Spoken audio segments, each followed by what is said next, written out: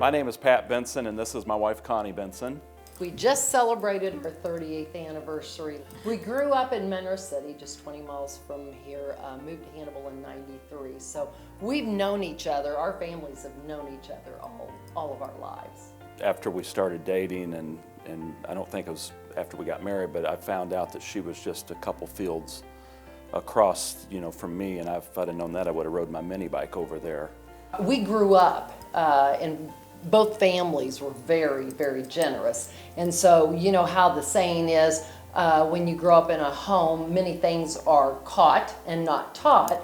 And so we feel like stewardship and generosity, we caught that in our homes growing up. And so when we got married a few years later, we figured out God owns everything. And so we knew that in order as we go along in our Christian walk, that we knew we had and wanted to.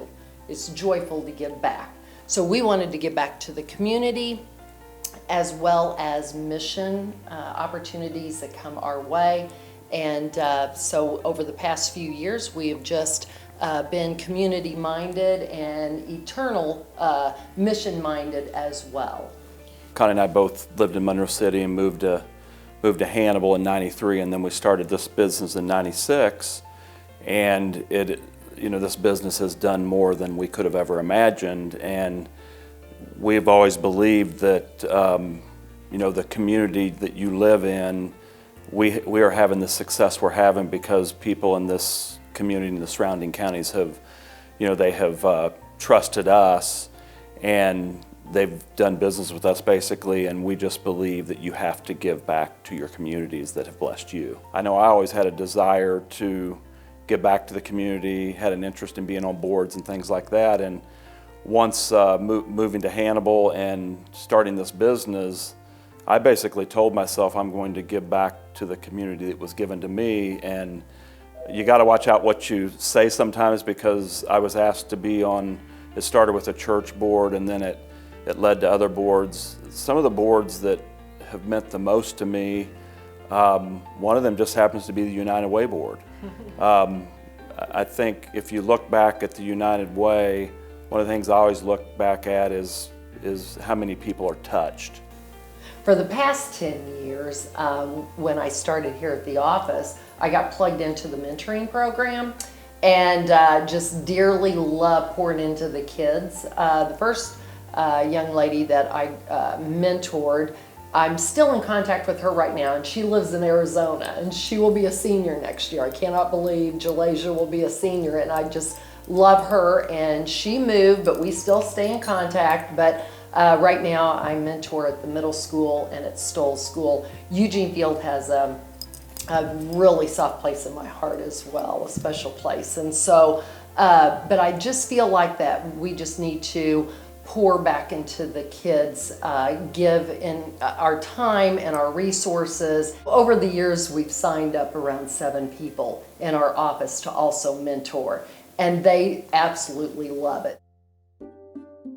The whole Uganda thing started with a meeting with myself and Todd Gilliland, who is the founder of FNC Academy.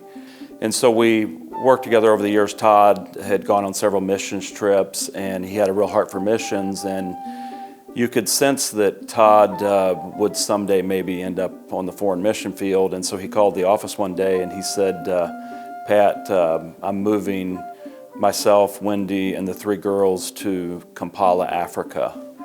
And we're going to start a Friday night church. That's where FNC started, was Friday night church. And so Todd, I think, thought that I was not on the other end of the phone, because I think I was speechless when he told me that. And so it started out with Friday night church, and then it became a school. There was a young girl that basically said, "Dear Teacher Wendy, basically if you build a school, I would love to come to it." And it was going to be a way out of poverty and the life that little girl was living. The school started out with 23 students, and today it's around 240 students. And it's really where a big part of our hearts are today? I first went with Todd's parents and a few other friends of ours back in 2016 in November. So I came back and I told Hammer, I said, oh my goodness, part of my heart, was left over in Africa. So I said, you will love it, you have to go the next time. So then we went over in 2018. When you step foot on African soil and you get to see that developing country and you get to walk kids home and yeah. They have absolutely nothing, but they have the joy in their hearts. Their faces light up. They have the joy of Jesus. These little kids during the time of church service, when it's time to go up and give an offering, they give. So it's kind of like the widow and the two mites. I mean, nothing. They have nothing, but they're giving. They're giving back. And so it just touched our hearts so much. Yes, we could give money when we die, but we would like to be a part of that and go over to Africa and to really dig in and to, see how we can help now. Because God provides opportunities and we just have to have, our eyes open. And, he owns it all and we're just the money managers for his money. And so it's like, where can we give? Because we can't take it with us and we might as well send it on ahead, as Randy Alcorn has always said. What can you invest right now to grow God's kingdom? all good things come from God. And we live in a world today where there's just such a need. And we can all meet that need. And we're all very, very blessed, and we just need to give back. And I think we're commanded to give back. And I don't know about each of the people that give, but I know for us, giving feels so much better than receiving.